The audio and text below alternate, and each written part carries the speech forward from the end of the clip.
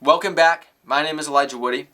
Happy Hanukkah. It is that time of year once again for those of us who are celebrating Hanukkah and remembering the story of the Maccabees, remembering the story of a nation that was overtaken by sin and by tyrannical forces, by evil, but where righteousness was then restored because righteous men decided to stand up and fight for their homeland and their identity as a nation. You know, it's a really amazing story, and if you're someone who's never kept Hanukkah or you don't really know the story behind it, I want to share some things with you today because it's really fascinating what was going on during that time period in Israel, and then paralleling that to actually what's happening today in our nation. It's very similar, and there's a lot of things that we can actually take away.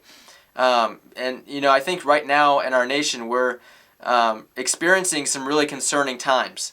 And it has to do with foreign ideology, foreign thought that is coming in and corrupting our way of life, our thought, because right now America has an identity crisis. We've lost our history, we've forgotten who we are and what we stand for as a nation, what we were founded on, and now we have foreign thought, foreign ideology that has come in, and it's overtaking that, it's replacing that.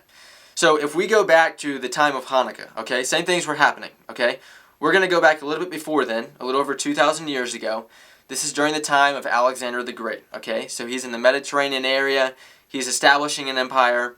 Well, eventually, Alexander the Great passes away, and his empire is so great that it split up among different, people, and it's called a diadochi, okay? These are successors.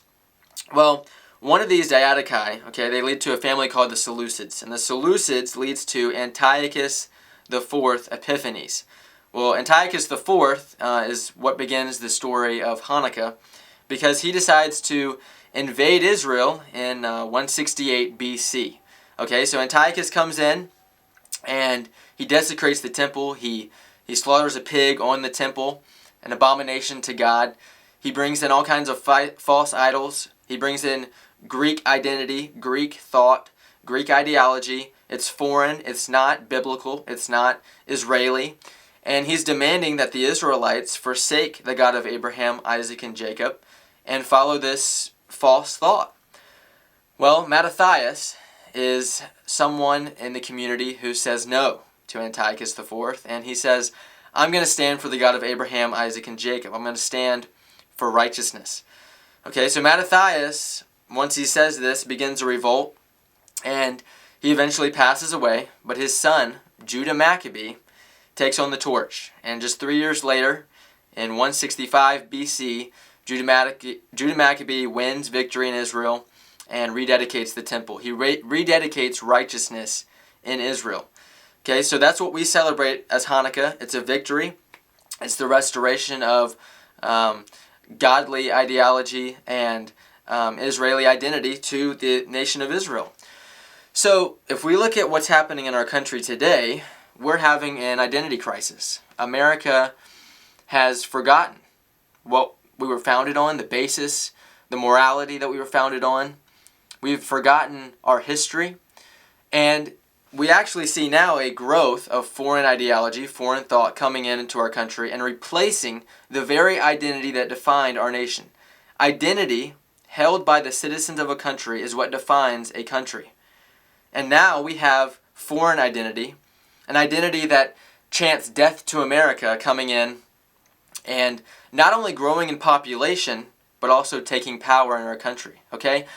Islam, over the past 5 years, has been growing at a very steady rate. We're now at probably a population of about 5 million people. And Islam is not only growing in population, but Islam is taking power in our country, okay? And it's very concerning. Currently, there are roughly 275 to 280 Muslims holding American elected offices around the country, okay? This is federal, state, local. And what's even more concerning than this is in this last off-year election, 2025, 42 new Muslims were elected to various offices. Okay, these include Hashmi, the new Lieutenant Governor of Virginia. Mamdani, the famous new mayor of America's largest city, New York. Other states, that have elected numerous different officials: New Jersey, Michigan, Maryland, Washington, Ohio, Minnesota, North Carolina, Pennsylvania. So the idea here is that you have a foreign thought, a foreign identity that's come into our country, and not only rapidly growing in population. I mean, you can look up the videos in New York of all the Muslims, praying out in the streets. You can look up the villages that have been created down in Texas, of all the migrants that have come into our country. You can look at what's happening in Minnesota and Michigan. It's very, very concerning. Okay, these are growing communities, and this is not American identity. This is not American thought. In fact, I want to share some really interesting history. Right after America won our independence, okay, our ships are, transporting goods, and, we're in the Mediterranean Sea, and we're just trying to, do our business.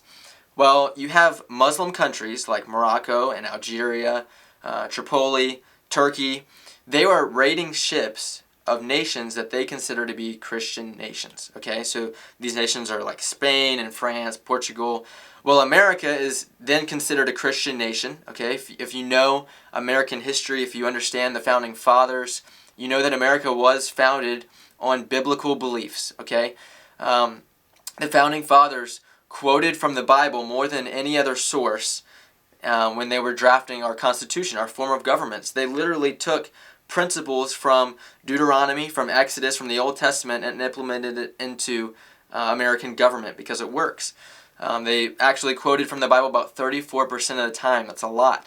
So it was understood that America was a biblical nation, okay? So you have these Islamic nations in the Mediterranean Sea, and they go around, Barbary pirates, okay, Muslim pirates, and they're taking captives Americans.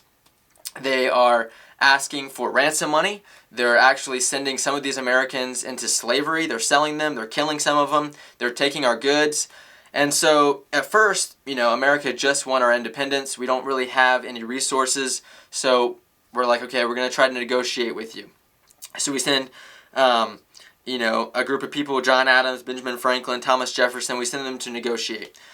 Well, by the end of George Washington's last year as president, 16% of the federal budget is being spent on extortion payments to Muslims, okay? And so Washington's urging Congress to create a navy because we've got to defend ourselves. This is ridiculous. So John Adams becomes president. He creates the navy. And then in 1801, Jefferson comes along as the third president, and he says, no more payments. We're ending all payments to these foreign countries, the Muslim countries. And that's when Tripoli actually declares war on the U.S. Okay, this is our first war as a nation, 1801. So you can go and look at this history, and this is the history that Americans have forgotten. But the fact is, our identity as a nation, our ideology, what defines our country, it's the opposite of Islam. Okay, and Islam is not just a religion. Islam is a set of societal standards. It's a political school of thought. Much more than that, actually. It's a political identity. And they are not here to coexist with America. You can look it up yourself. These Islamic leaders are calling for jihad in America. They're shouting death to America. They're here to implement their beliefs. And their beliefs are not based in freedom. They're not based in the principles of our God, the God of Abraham, Isaac, and Jacob. And so this is all really, really important, because if we go back to something that was stated actually in 1 Maccabees, it's a really, really important verse. Okay, 1 Maccabees 1:38. This is back during the time of Israel. It says, the inhabitants of Jerusalem fled because of them, because of the Greeks, because of the foreign thought. She became a habitation of foreigners. She became foreign to those who were born in her, and her children forsook her.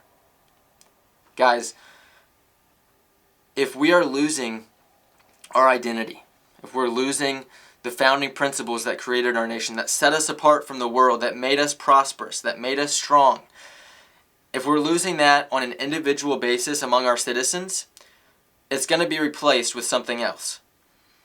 And I think we're beginning to see what it's being replaced with.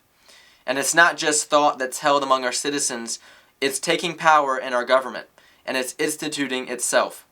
And so it is time for the righteous men, the righteous women of America to stand up and rededicate righteousness in our country. This is really, really important.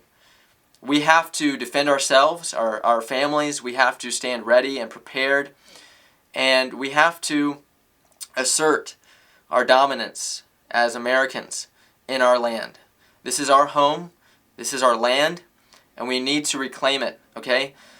I'm not saying this to scare people. I'm not saying this to, create this thought that, the things that are going to destroy America are from outside. That's actually not America's greatest threat. America's greatest threat is from within. And that within threat is American citizens not being strong in their areas of life. American families not being strong. American people forgetting God and forgetting biblical principles, principles that work, forgetting righteousness and not acting in accordance with that. And the threat is, once we forget those things, once we become weak, foreign thought, foreign ideology, things that are not of God, things that are not biblical come in and they overtake the nation. So that's something to think about. I really want to encourage you to think about the history of Hanukkah, the history of Israel. Think about the times that we're living in now and understand how you can maintain our country, how you can continue the principles that our founding fathers instituted in our Constitution, in our Declaration. And those things came from Scripture. So get in your Bibles, read it, be strong, be vigilant in your faith, and consider running for office yourself. We need more Americans to run for public office. We need more Americans to be involved in the school system. We need more American parents to be raising their children in righteous values. Okay? This is still our country. We can still hold on to it. We can still reclaim it. But we have to do so quickly. And we have to act boldly. I'll end with this, okay? Really, really amazing thing right here. Maccabees, the Maccabees, that means hammer in Hebrew, okay? God used Judah Maccabee, the hammer, to destroy wickedness in the nation of Israel. It is time that we now take the hammer in our lives, okay? We take our actions and we start destroying wickedness, okay? And we can do this very gracefully. We can do this virtuously, but we need to do it. We got to take the hammer to wickedness and we have to rededicate righteousness in our country. Guys, thanks for watching and God bless.